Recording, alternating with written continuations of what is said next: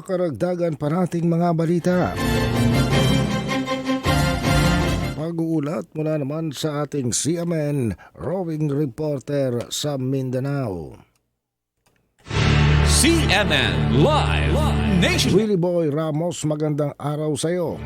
Magandang araw din, Ariel. Magandang araw, Pilipinas. May adlaw Mindanao, tinalakay ng Joint Committees on Basic, Higher and Technical Education at Finance, Budget and Management ng Bangsamoro Parliament, BERMM, ang mga isyong kinakaharap ngayon sa rehiyon na may kaugnayan sa sektor ng edukasyon. Kabilang sa mga tinalakay ang pagpuno sa mga bakanting posisyon sa Ministry of Basic, Higher and Technical Education at ang pag-imbestiga sa mga hindi na ihalog na kontribusyon sa GSIS, Government Service Insurance System, sa kabila na kinakaltasan naman di umano ang mga guro ng kanilang premium contribution sa MBHTA.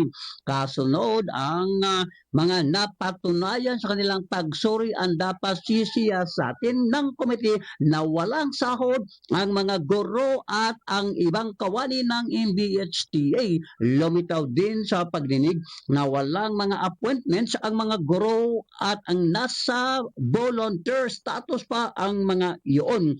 Tinalakay rin sa naturang pagdinig ang napaulat na 30,666 na mga posisyong inookupahan ng dating ARMM Autonomous Region in Muslim Mindanao na ngayon ay sinailalim na di umano sa proseso ang verifikasyon at integrasyon sa struktura ng Bangsamoro Region na ayon pa rin sa naging tugon ng MBHTA. Patuloy ang kanilang ginagawang pagproseso ng mga personnel records, ganun din ang appointments, mga dokumento at iba pang kinakailangang mga papilis para sa migration process. Pinangunahan ni na Member Parliament Tumanda Antok na siyang committee chairman ng Basic, Higher and Technical Education at ni Member Parliament Attorney Kitim Kadatuan Jr. na siya namang committee chairman sa Finance, Budget and Management. Samantala,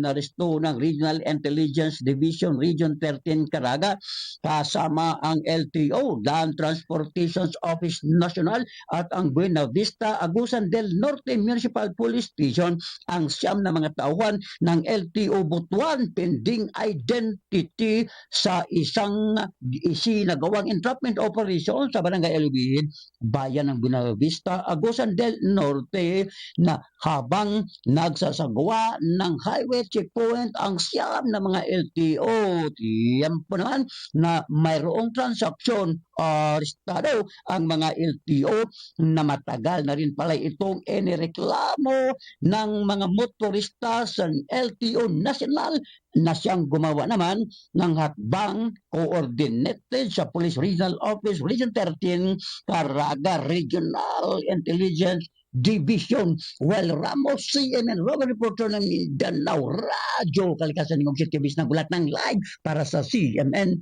Pilipinas. CMN Live Nationwide. Maraming salamat, Willie Boy Ramos, ang ating CMN roving reporter sa Mindanao. Samantala,